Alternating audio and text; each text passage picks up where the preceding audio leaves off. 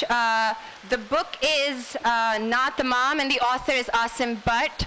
Our moderator for today is Irfan Javed, who is an Urdu short story writer, educated at Government College, Lahore.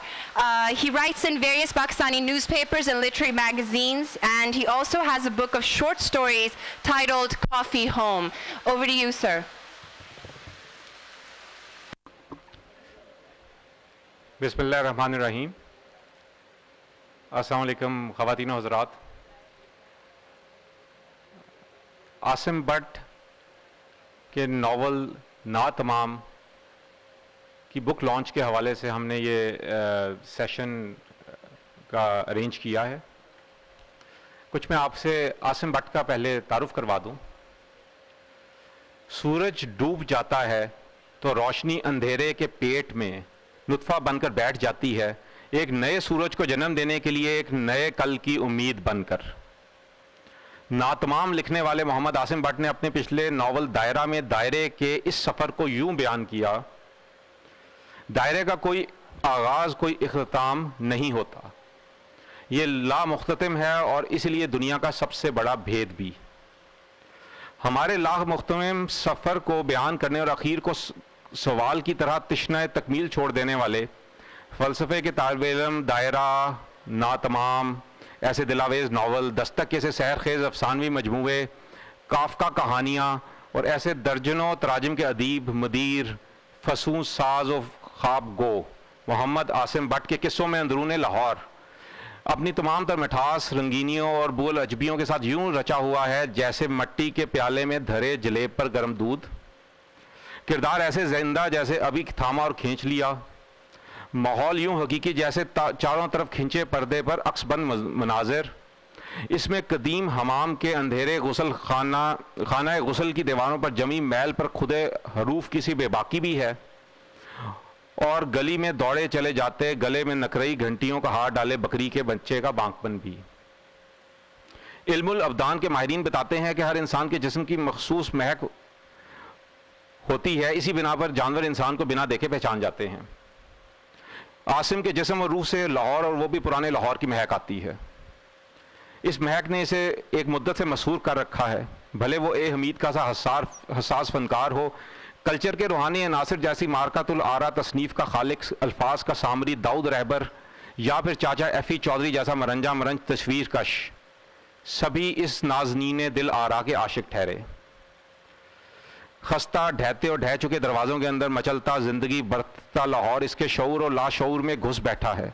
इसकी शाज़ो नादिर तहरीर का local कोई और शहर ठहरता है। जिधर देखो लाहौर है, कलफ लगे कुर्ते वाले लाहौरी, दूध दही लस्सी की दुकानें, रात में लक्ष्मी चौक की रौनक, रतन निगार सिनेमा, पंजाबी फिल्में, नाई की दुकानें, अंदरूने शहर के अहाते, लॉरेंस बाग, शालामार बाग की रविशें, खट्टी चटनी वाले उबले चने, दरख्तों पर कंदा मोहब्बत नामे, रंडियों के कोठे, दलालों की कोठियाँ, मसाजिद के मिंबर, मोतिये के हार और जटियों के खड़ाक।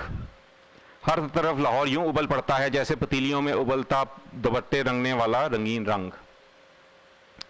ख्वाब, हकीकत, अदम हकीकत, वजूद, अदम वजूद, वक्त, ज़माना और कुदरत के असरार इंसान को शुरू से ख्याल आराई और खामा फरसाई की जानिब माइल करते आए हैं। वजूद के अदम वजूद की जानिब सफ़र का रूह फरसा तसव्वुर इंसान के तख़य्युल को इस तरह बेलगाम करता रहा है, और तहत शऊर में अदराके हकीकत का बेलगाम घोड़ा बसाते फ़न पर हिनहनाता जब बगटर दौड़ा तो कहीं वान गॉफ के यहाँ ज़ेनी शफा खाने में मुबहम शाहकार मुसव्वर हुए, तो कहीं काफ़का की धुंध आलूद तहरीरें 20वीं सदी के नक्कार खाने में उदम मचाने लगीं। ऐसे में यहाँ का अदीब भी इनसे मुतासिर हुए बगैर ना रह सका। बासों ने आजमूदा नुस्खा अपनाया और चंद एक ने अपना रास्ता दरियाफ्त किया। आसिम बट ने दायरा में ये तजर्बा कामयाबी के साथ किया, और अब ना तमाम में दो मुतवाज़िन कहानियाँ, एक कदीम मुख्तसर और एक जदीद तवील यूँ गूंदी हैं जैसे चुटिया में परांदा। औरत की नफ्सियात, शहरी माशरत और मुरवजा अक़दार में जकड़ी औरत की आज़ादी की ख्वाहिश और अंजाम कार उसकी बेचारगी, खा वो दायरा की नौरीन हो, ना तमाम की साइमा जो बचपन में खुद को सिंड्रेला के रूप में देखती थी, लेकिन अंजाम कार बकौल आसिम के उसे इंतज़ार है ऐसे यक का जब नारी के लिए समाज के अंदर के अंधे रीत रवाज को चुनौती देना مرد کے اہنکار کو للکارنا، اپنی اچھا سے جیون بتانے کا ادھیار مانگنا پاپ نہیں رہے گا جب سیتا ابھاگن نہیں رہے گی، دھتکاری نہیں جائے گی، بس تبھی اس کتھا کا انت ہوگا۔ اس کے بعد میں عاصم سے درخواست کروں گا کہ وہ اپنے ناول دائرہ کے حوالے سے مختصراً جب یہ کس طرح ان کے ذہن میں اس کا خیال جو ہے اس نے جڑ پکڑا اور کس طرح اس کی تکمیل ہوئی اور ان کے شعور اور تحت شعور میں کیا وہ عوامل تھے جنہوں نے اس کہانی کو شکل دی، اس کے حوالے سے کچھ گفتگو کریں۔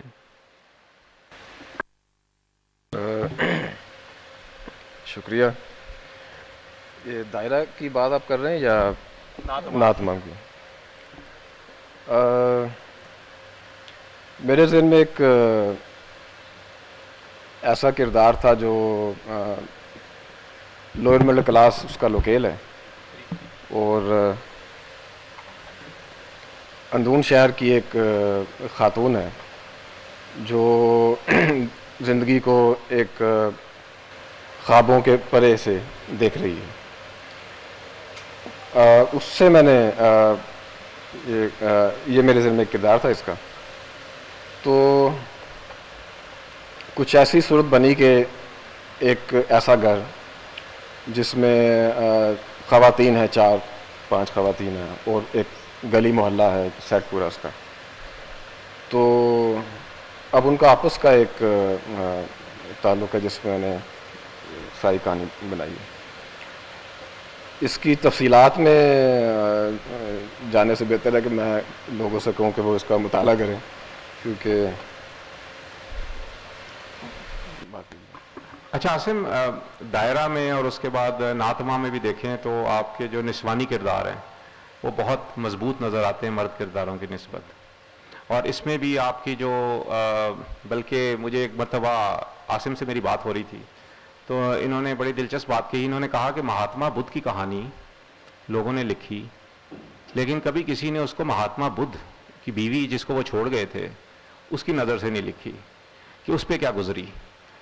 تو یہ خواتین کے حوالے سے جو ان کے نسوانی کرداروں پہ آپ کا زور ہے اور خصوصاً خواتین کی آزادی اظہار کی، زندگی بسر کرنے کی، اور اس میں آپ اس میں جس طرح سیتا کا بھی اس میں آپ نے حوالہ دیا ہے، یہ بہت مضبوط کردار ہیں۔ اس کی کیا وجہ بنی جنہوں نے آپ کو اتنی مضبوطی کے ساتھ نسوانی کرداروں کو لکھنے پر آمادہ کیا؟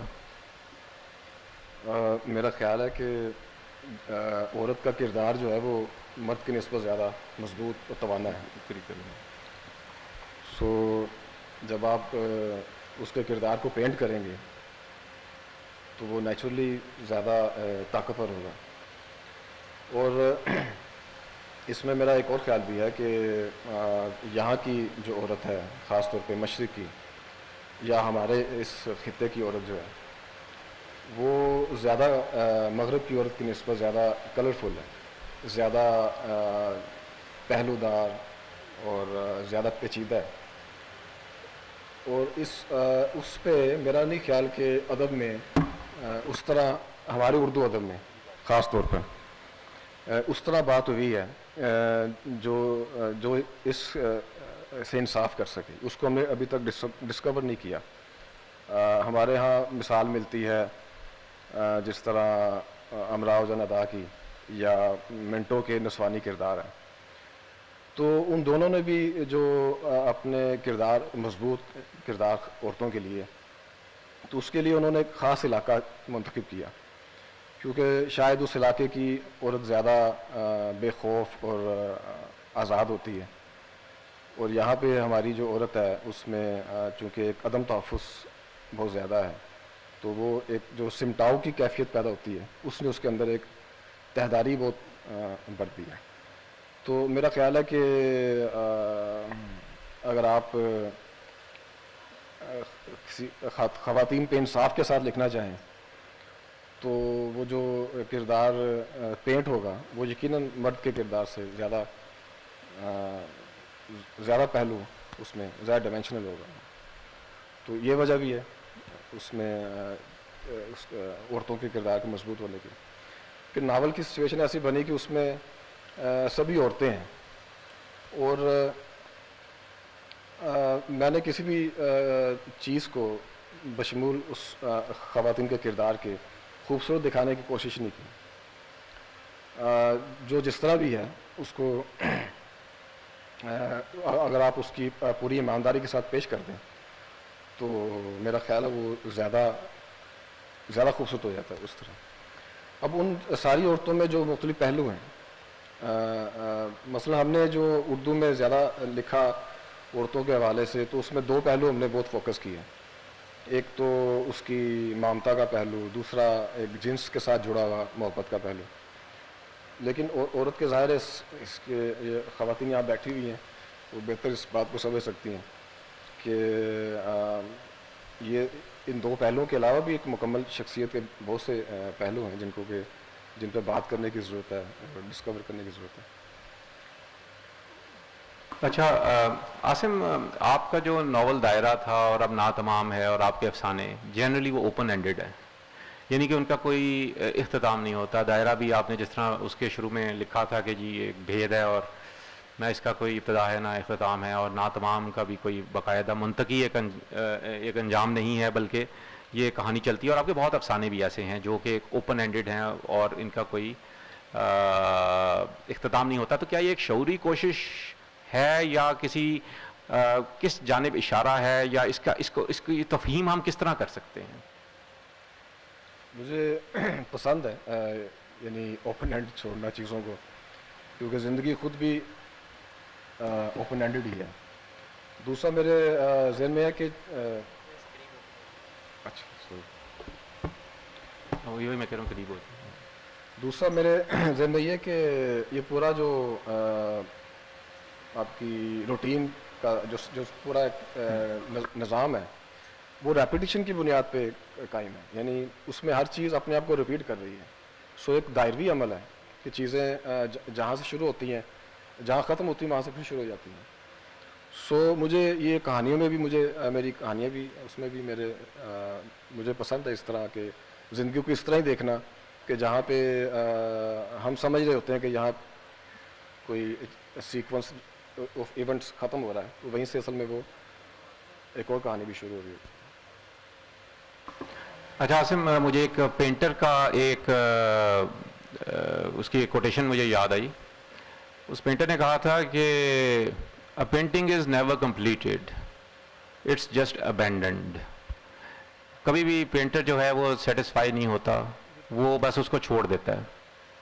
تو کیا یہ جب آپ نے مکمل کیا اور کتابی شکل میں آیا تو آپ کو بعد میں محسوس ہوا کہ اس میں کچھ اس طرح کی چیزیں تھیں جو مزید شامل ہونی چاہیے تھیں، اور ایک تکمیل کا احساس ہوا، یا ابھی ایک تشنگی باقی رہی؟ میرا خیال ہے جو بھی لکھنے والا اپنے لکھنے کے عمل سے یا اپنی لکھت سے مخلص ہے تو وہ کبھی بھی اس سے سیٹسفائی نہیں ہوتا. سو میں تو اپنی چیزوں کو چھپنے کے بعد بھی اور ہر ایڈیشن میں چینج کرتا رہتا ہوں. تو وہ یہ خط بھی ہو سکتا ہے، کوئی ایک طرح کے مرض بھی ہو سکتا ہے، لیکن مجھے تو کبھی اطمینان نہیں ہوتا کہ میں نے جو چیز لکھی وہ مکمل ہے.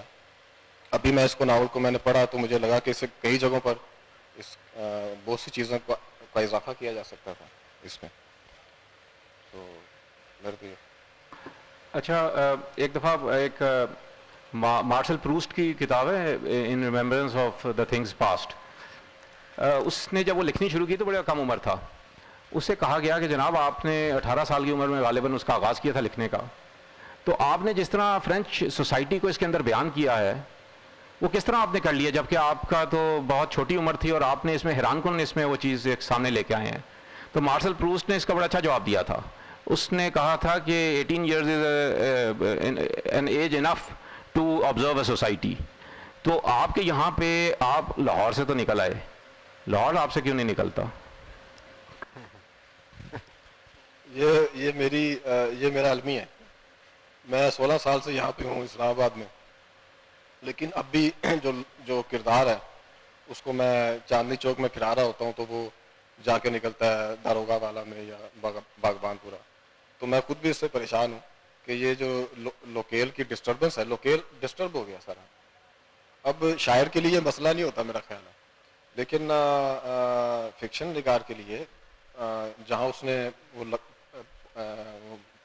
بیج ڈالنا ہے سو اس لوکیل کی بڑی اہمیت ہے. سو اس کے بغیر وہ بالکل اس طرح آؤٹ آف واٹر جس طرح ایک فش ہے، اس طرح کا اس کا معاملہ ہے. تو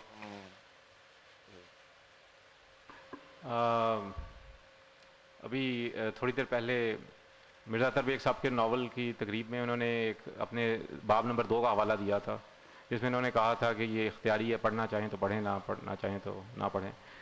یہ آپ کے ناول میں نسوانی کردار فقط اسی طرح یہ سوال بھی اختیاری ہے کہ یہ مشاہدہ ہے یا اس میں کچھ تجربے کا بھی عمل دخل ہے؟ اس سے کیا فرق پڑتا ہے؟ اصل بات تو یہ کہ آپ کو جو فائنل پروڈکٹ ہے وہ کتنی پر تاثیر ہے. تو بہت سارے لوگ بے تحاشا تجربے کے بعد بھی کچھ نہیں لکھ پاتے، تو اس سے کوئی فرق نہیں پڑتا میرا خیال ہے. کوئی سوال کرنا چاہے حاضرین میں سے؟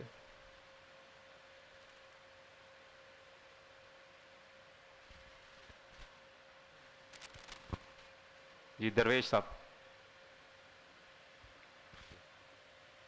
ادھر. آپ پہلے کر لیجئے، اس کے بعد درویش صاحب ہیں اور ان کے بعد عرفان عرفی ہیں.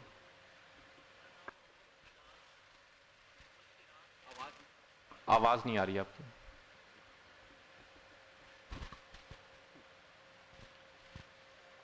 یہ لے لیں. آپ کر لیں.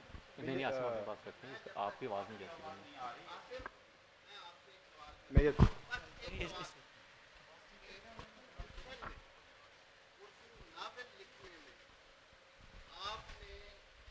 اردو کے کسی ناول نگار کو اگر ماڈل بنایا یا اردو کے کسی ناول یا اس کے نسوانی کردار نے آپ کو انسپائر کیا تو آپ اس کے بارے میں اگر ہمیں شریک کر سکیں.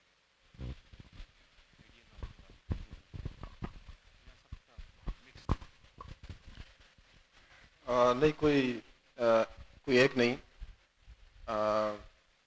مثلا میرے استاد بیٹھے ہوئے ہیں سامنے، مرزا اطہر بیگ، تو یہ ہے تو میرے استاد، لیکن میرے بعد ان کے ناول آئے، تو میں یہ بھی نہیں کہہ سکتا کہ میں نے ان کو فالو کیا. لیکن میں نے اصل میں آغاز میں عالمی ادب زیادہ پڑھا، اور مجھے یاد ہے کہ میں جب ایک اپنی کہانی لے کے گیا سلیم الرحمان کے پاس سویرا کے آفس میں، انہوں نے کہا کہ آپ لگتا ہے کہ اردو نہیں پڑھتے، تو کیونکہ آپ کی زبان میں وہ اردو کا وہ محاورے کا وہ سوز گداز نہیں ہے. تو اس کے بعد میں نے پھر اردو لٹریچر میں نے کلاسک پڑھنا شروع کیا، اور زیادہ تر میں نے کلاسک پڑھا. اور لیکن یہ جو میری انسپریشن ساری ہیں وہ اس میں میں فلابیئر سے بہت ہی متاثر ہوا. مجھے یاد ہے کہ میں جب دائرہ لکھ رہا تھا تو میں نے میڈم باوری پڑھا، اور میں نے اس کو اس طرح پڑھا جس طرح کوئی یاد کرتے ہیں، زبانی یاد کرتے ہیں. تو مجھے خواہش ہوئی کہ میں اگر میرے لیے ممکن ہو تو میں اس سے پوچھوں کہ آپ نے یہ کہاں سے کردار لیا. تو بہت عرصے کے بعد مجھے ایک انٹرویو ملا ایسا جو فلابیئر سے کیا گیا تھا، اور اس میں پوچھا تھا اس نے انٹرویور نے کہ یہ کردار آپ نے کہاں سے لیا، تو انہوں نے کہا کہ یہ کردار میں خود ہوں. ظاہر اس کو ایسے ہی جواب دینا چاہیے تھا. تو جو بھی آپ کردار اصل میں لکھ رہے ہوتے ہیں وہ آپ کی شخصیت کے جو بہت سارے پہلو جو جن سے آپ واقف ہوں یا نہ واقف ہوں ان کو ہی ریپرزینٹ کر دیتے ہیں، چاہے وہ میل کردار ہوں یا وہ فیمیل کردار ہوں. تو وہ یہ سارے کردار میرے ہی اندر سے کسی نہ کسی پہلو کو منعکس کر رہے ہیں. جی درویش صاحب. جی میرا کویسچن اسی سے ملتا جلتا تھا، if درویش صاحب ڈزنٹ مائنڈ اٹ. وہ یہ ہے کہ how do you manage your influences, یعنی کیا ایسا ہے کہ کوئی خاص کردار لکھتے ہوئے، کوئی تھیم لکھتے ہوئے، کسی خاص قسم کے سٹائل کے لیے آپ کچھ خاص رائٹرز کو پڑھتے ہوں؟ یعنی ناتمام لکھتے ہوئے مثلاً آپ نے کچھ بکس کو ان سے انفلوئنس ہونے کے لیے یا ان سے گائیڈ یعنی ہونے کے لیے خاص طور پہ پڑھا ہو؟ یہ ناول لکھتے ہوئے اس کو لکھتے ہوئے یا اس کو شروع کرنے سے پہلے؟ اصل میں آپ جب کوئی کام کر رہے ہوتے ہیں تو اس کے لیے آپ ہر جگہ سے ہر طرح کا خام مواد لیتے ہیں. تو وہ ضروری نہیں کہ آپ فکشن سے لیں یا کسی ایک سبجیکٹ سے لیں. میری جو اسٹڈی ہے وہ بہت متنوع رہی ہمیشہ. مجھے علم حیات میں بہت دلچسپی رہی. میں نے موسیقی باقاعدہ سیکھی. میں زندگی کا زیادہ حصہ اسپورٹس مین شپ کے ساتھ میں گزارا. اور جو سرعی علوم میں مجھے بڑی دلچسپی رہی اب بھی ہے. تو فزکس میں سائنس میں مجھے دلچسپی رہی. میں اس کو زیادہ دلچسپی پڑھتا ہوں. میں ڈائجسٹ زیادہ دلچسپی پڑھتا ہوں بنسبت سیریس. تو آپ ہر جگہ سے لے رہے ہوتے ہیں اور اس کا اب آپ کے اندر جو ایک اس کے اوپر جو کیمیائی عمل ہو رہا ہوتا ہے وہ ہر بندے کا اپنا ایک ہی طرح کا مواد مختلف لوگوں میں کیمیائی عمل کے بعد مختلف پروڈکٹ کی صورت میں ظاہر ہوتا ہے. ہمارے پاس وقت تھوڑا اس لیے 2 سوالات ہیں. ایک درویش صاحب اور عرفی نے. عرفی پہلے آپ سوال کر لیجئے پھر درویش صاحب سے ریکویسٹ کریں گے. ہلو. ہاں جی. میرا سوال یہ ہے کہ Asim at the same time بہت اچھے بڑے اسکلفل شارٹ سٹوری رائٹر بھی ہیں اور مجھے ان کی کچھ کہانیاں ایسی بھی یاد ہیں جن میں ایسی تھیمز ہیں جن میں بہت پوٹینشیل ہوتا ہے ناول کا. تو انہوں نے جو میں نے بھی چونکہ پڑھا نہیں ابھی لیکن میرا سوال ان سے یہ ہے کہ کیا یہ ان کی بہت ساری ایسی شارٹ سٹوریز کیا آئیڈیاز تھے جو انہوں نے ناول کی صورت میں پھیلائے یا یہ اس تھیم کو کسی کہانی میں کیوں نہیں مختصر کہانی میں بھی تو لا سکتے تھے. ناول ایز سچ کیوں لکھا؟ میں نے یہ جو ابھی ناول جس پہ آج پروگرام ہو رہا ہے اتفاق سے یہ بھی کہانی تھی پہلے. تو پہلے میں نے کہانی کی صورت میں لکھی اور میں اپنی کہانی جب لکھتا ہوں تو اسے میں بار بار ریوائز کرتا ہوں. تو ہر دفعہ روین کے ساتھ ساتھ اس کی ضخامت بڑھتی گئی. تو 5ویں چھٹے روین پہ مجھے لگا کہ یہ اب ناول کی طرف اس کا پھیلاؤ ہے. تو ہوتا ہے اس طرح لیکن یہ کہانی پہ ڈپینڈ نہیں کر رہا ہوتا. یہ اصل میں ہوتا ہے کہ آپ نے اس کو کس طرح دیکھا. تو بعض کہانیوں میں باقاعدہ ناول کی ایک گنجائش ہوتی ہے لیکن آپ اس پہ کوشش کے باوجود نہیں لکھ پاتے ناول. تو کسی لمحے میں آپ کو وہ کس طرح آپ اس کے اندر اتر گئے کہ آپ کو وہ اس میں ایڈجسٹ کر لیا آپ نے. جی درویش صاحب. یہ ناتمام کیونکہ میں نے پڑھ رکھا ہے تو یہ بنیادی طور پر تو زندگی ہی کی کہانی ہے.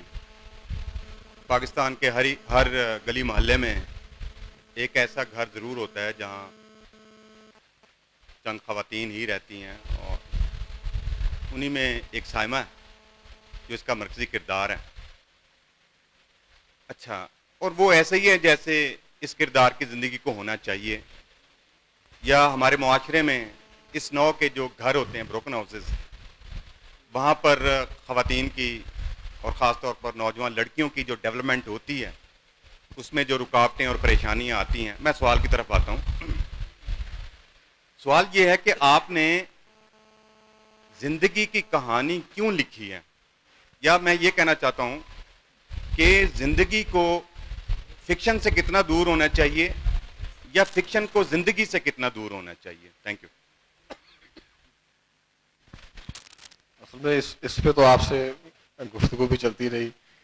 تو ظاہر ہے فکشن آج کا جو فکشن ہے آج کا فکشن آج کی صورتحال میں ہمارے سامنے نئے سوالات سامنے لے کے آتا ہے کہ فکشن کی وہ روایت جو آج سے پہلے موجود رہی ہمارے پاس جس میں کہ سادہ حقیقت نگاری کی بنیاد پہ لکھا جاتا تھا کیا آج اس کی گنجائش ہے؟ آج جب حقیقت کو جاننے کا حقیقت کی پرسیپشن جو آپ کی وہ بہت پیچیدہ ہوگی پہلے کی نسبت. آج پہلے آپ سمجھتے تھے کہ ایٹم ایک بنیادی ذرہ ہے اور ایٹم کی بنیاد پوری کائنات قائم ہے. تو آج تو آپ کی یہ جو بحث ہے وہ فزکس کے دائرے سے نکل کے وہ ایک فلسافیکل ڈسکورس بن گیا. آج جتنی بھی آپ کی فزیکل سائنسز ہے وہ فلسافیکل ڈسکورس میں کی طرف آ گئیں. تو آج اتنی پیچیدہ حقیقت کو آپ کس طرح سادہ پرائے میں اور اسی پھر یہ کہ آج سے 200 سال پہلے جو فکشن لکھا جا رہا تھا وہ 100 سال پہلے نہیں تھا, اور جو 100 سال پہلے لکھا جا رہا تھا وہ 50 سال پہلے نہیں تھا.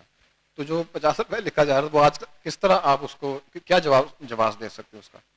تو اب مجھے یاد نہیں رہا کہ آپ نے بات کیا پوچھی تھی. اچھا خواتین و حضرات, اب ہمارے پاس ٹائم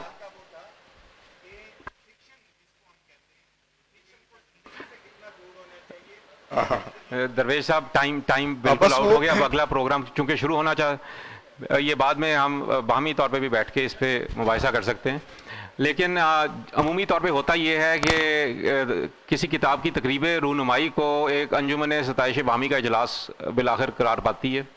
لیکن حقیقی طور پہ اگر آپ نے دائرہ اور ناتمام نہیں پڑھی تو آپ یہ دعویٰ نہیں کر سکتے کہ آپ نے جدید اردو ناول کو مکمل طور پہ پڑھا ہے. یہ وہ ایک تجربہ ہے جو صرف پڑھنے کے بعد ہی آپ اس پہ کچھ رائے یعنی کہ میری اس بات پہ وہ کر سکتے ہیں یقین اور اعتماد. لیکن میں بہت اعتماد سے آپ کو کہہ رہا ہوں کہ آپ دائرہ اور ناتمام ضرور پڑھیے, اور یہ یہاں پہ اویلیبل بھی ہے. بہت مہربانی. Thank you very much, sir, for a wonderful session. I'd like to request everyone who wants to attend the next session to please remain seated. Those of you who want to attend sessions elsewhere may kindly leave the enclosure.